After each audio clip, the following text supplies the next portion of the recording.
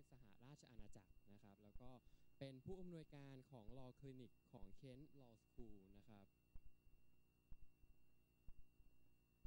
ท่านได้รับเครื่องราชอิสริยาภรณ์นะครับชั้น OBE นะครับซึ่งเป็นเครื่องราชอิสริยาภรณ์ชั้นอัศวินที่ได้รับจากราชินีนะครับแล้วก็ขอแนะนำนะครับอาจารย์ดร.นาฏนิรันดร์จันงามนะครับนั่งข้างๆนี้เลยนะครับท่านจบปริญญาตรีนะครับเกียรตินิยมอันดับ2จากมหาวิทยาลัยธรรมศาสตร์นะครับจบเนติบัณฑิตไทยนะครับแล้วก็เรียนจบปริญญาโทและปริญญาเอกจากมหาวิทยาลัยเยลนะครับประเทศสหรัฐอเมริกานะครับก็เดี๋ยวผมขอมอบเวทีให้กับ Professor John Fitzpatrick เลยนะครับ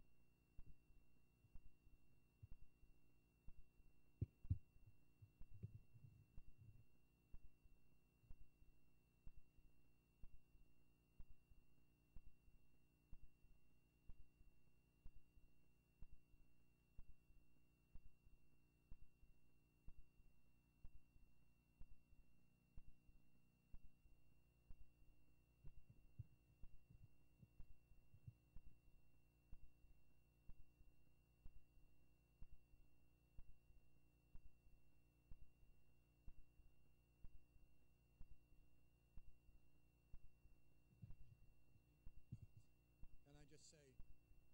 first of all, what a very great honour it is to be invited here today, and to thank you very much for that invitation. And thank you to the Dean, Professor Sarasak Lekasit Watanaku, and to Mr. Ronicorn Bunmi, who helped facilitate and organise this, and to the hospitality also shown by my colleagues here in the Law Clinic, run by Professor Narong, and I was shown around yesterday by Mr. Virasak, and I'm very grateful for the hospitality shown to me. It is a really great pleasure to come from England,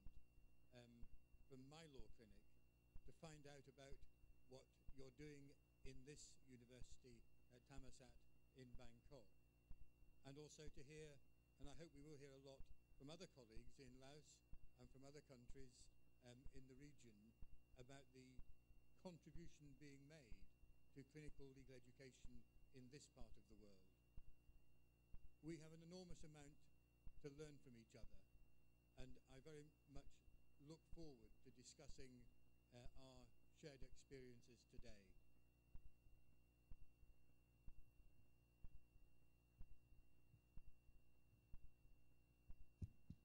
ครับสวัสดีทุกท่านครับ Professor Fitzpatrick ก็ขอขอบคุณทุกท่านนะครับที่เข้าร่วมในการประชุมในวันนี้นะครับโดยเฉพาะอย่างยิ่งท่านคณบดีนะครับท่านอาจารย์ณรงค์แล้วก็คุณวีรศักดิ์นะครับที่ได้ให้การต้อนรับอย่างอบอุ่นนะครับแล้วก็หวังว่าในการประชุมในวันนี้เนี่ยจะได้นำมาสู่ซึ่งการแลกเปลี่ยนความคิดเห็นซึ่งกันและกันซึ่งจะนำไปสู่การพัฒนาศูนย์นิติศาสตร์ของแต่ละมหาวิทยาลัยในลักษณะที่เป็นการเรียนรู้ร่วมกันนะครับขอบคุณครับ Go ahead please. Thank you very much. I want to talk a little bit about the history and the context of clinical legal education, both generally and also then to move on specifically to talk about the experiences that we've had in the Kent Law Clinic in the University of Kent.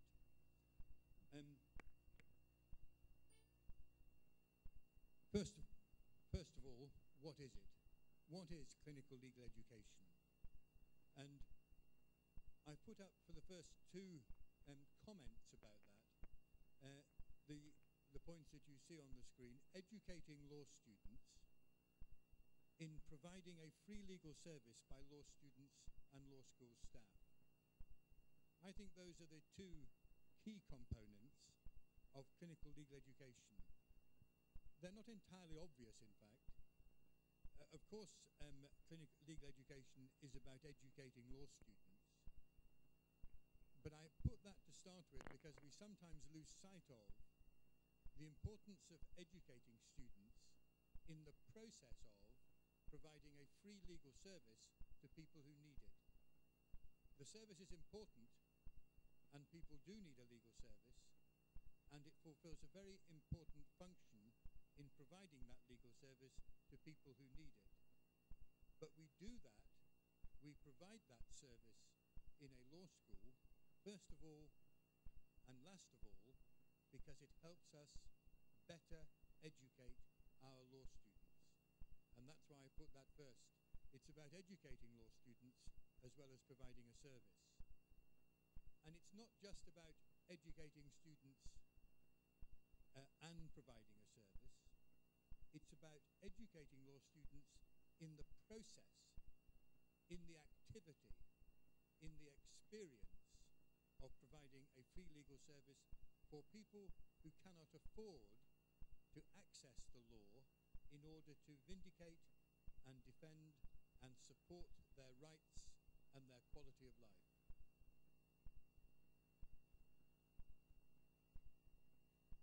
ครับก็ท่านได้พูดถึงนะครับวัตถุประสงค์แล้วก็องค์ประกอบของการจัดการศึกษานะครับแบบหรือว่าการจัดการให้บริการ legal clinic นะครับว่ามี2องค์ประกอบใหญ่ๆก็คืออันที่1เนี่ยเป็นการใช้ legal clinic เนี่ยเพื่อให้การศึกษาแก่นักศึกษาด้วยนะครับแล้วก็องค์ประกอบที่2หรือว่าวัตถุประสงค์ที่2ก็คือเพื่อที่จะนะครับให้บริการทางกฎหมายแก่บุคคลนะครับไม่ว่าจะเป็นในมหาลัยหรือนอกมหาลัยที่ไม่สามารถที่จะหาบริการเหล่านี้ได้ด้วยตัวเองนะครับแต่ที่สำคัญสุดที่ท่านพิทยากรท่านเน้นก็คือไม่ใช่มองทั้ง2องค์ประกอบนี้แยกจากกันแต่ว่าให้มองว่าแต่ละองค์ประกอบเนี่ยต่างช่วยเหลือและเกื้อหนุนกันนะครับในกรณีที่เป็นให้การเอาเด็กเข้าไปมีส่วนร่วมในการให้บริการทางกฎหมายเนี่ยก็จะเป็นกระบวนการเรียนรู้ที่ให้เด็กเนี่ยได้สัมผัสตรงๆเลยนะครับมันจะต่างจากการที่ให้เด็กเรียนแต่ทฤษฎีอย่างเดียวนะครับพูดง่ายก็คือให้เด็กเนี่ยได้ทั้งความรู้ในทางวิชาการแล้วก็ให้เขาเนี่ยได้นะครับนำความรู้ไปใช้ในทางปฏิบัตินะครับเพื่อให้เห็นภาพที่แท้จริงนะครับ Thank you. Just before I go on, want to make one point about what I've said so far. I don't want to suggest that clinical legal education can only be carried out in providing a free legal service. I happen to think myself that's the best way of doing it. But there are other ways in which clinical legal education can be provided, and they are good ways. For example, students in a law school can, I think, get the benefit of clinical legal education by role-playing and simulated exercises where not real clients but acting clients, or not real problems but made-up problems, are dealt with in a practical way as if the students were actually practicing lawyers. It's simulation, it's role play, but it does have that character of giving students the opportunity to learn from experience. And that is at the heart of clinical legal education. Learning law and learning about society not simply through lectures and seminars and reading cases and writing essays, but learning about law and society also by engaging with the law as it affects the problems of ordinary people and engaging in the activity of delivering that service, or, as I say, in a simulated way. Clinical legal education can take many forms. In some places in England, for example, students don't represent in a free legal service themselves, but they go for work experience to local solicitors firms or local advice agencies, and they help there to provide a legal service rather than doing so in the university. There's many different forms in which clinical legal education can be conducted. I'm emphasizing and focusing upon clinical legal education in the course of providing a legal service. That is to say, actually representing and assisting and acting in the law in tribunals and courts for real individuals in real time, providing a real valuable service. Now, just to go back and looking at the history very, very briefly, we should remind ourselves there's a very long history to providing faculty providing a legal service and teaching students in that process. It goes back to the early years of the 20th century in the United States, in Chicago and other places, where law schools began to undertake this sort of activity. And it's really moved a very long way from those distant beginnings, because now in just about every country you can think of in the world, there is a law school in that country undertaking some form of clinical legal education. Certainly throughout the common law world,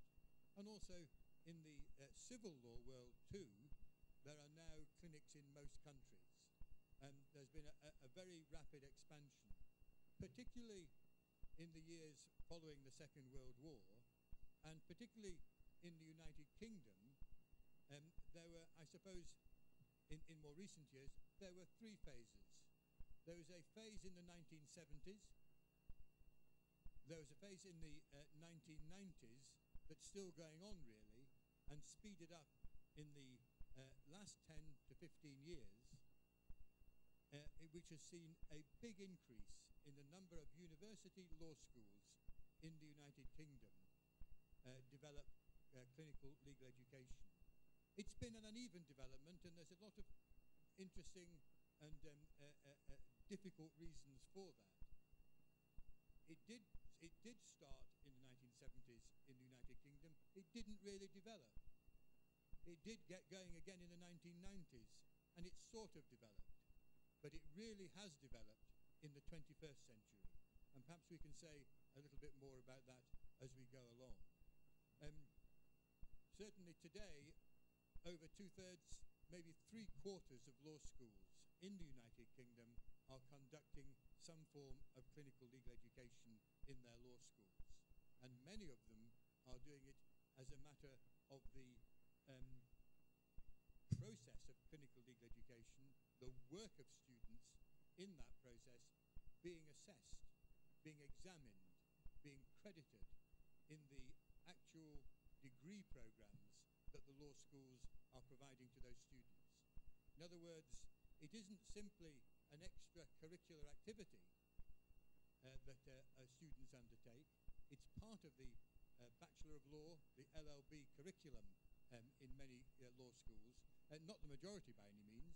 that's still in the minority, but in other schools the law school does facilitate, does encourage, does promote,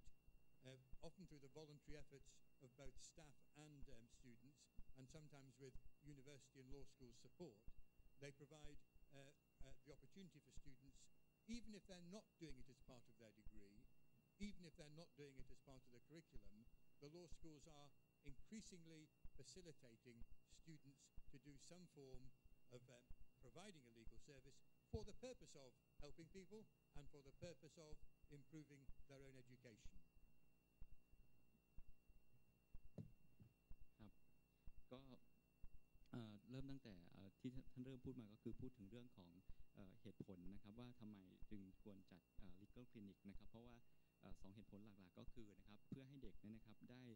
เรียนรู้นะครับความรู้ทางกฎหมายนอกเหนือจากการบรรยายในห้องเรียนหรือว่าจากการอ่านตำราหรือว่าแม้กระทั่งการเขียนบทความด้วยตัวเองนะครับก็คือให้ไปเรียนนะครับหาความรู้โดยผ่านกระบวนการของการผ่าน legal clinic ตรงนี้นะครับโดยรูปแบบของ legal clinic ที่ท่านได้กล่าวมาเนี่ยคืออาจจะเป็นหลายรูปแบบนะครับที่เห็นกันอยู่ก็คือ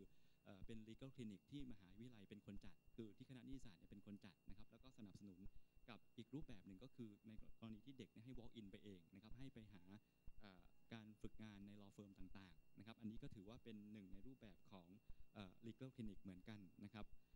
แล้วก็ได้พูดถึงประวัติของ legal clinic นะครับโดยเริ่มจากศตวรรษประมาณศตวรรษที่20นะครับแล้วก็ผู้บุกเบิกนะครับหรือว่าคนที่เริ่มต้นเนี่ยก็คือในประเทศสหรัฐอเมริกานะครับในชิคาโกเนี่ยก็เริ่มขึ้นมาก่อนนะครับโดยที่แบบว่าเป็น law school เนี่ยเข้าไป undertake ก็คือเห็นความสำคัญแล้วก็คือรับที่จะเข้ามาจับกิจกรรมตัวนี้เองเพราะโดยที่เห็นความสำคัญนะครับแล้วก็แพร่ขยายไปอย่างรวดเร็วนะครับโดยเฉพาะในช่วงของหลังสงครามโลกครั้งที่2เนี่ยนะครับก็มีการจัดทำกิจกรรมหรือว่า legal clinic เนี่ยในหลายๆมหา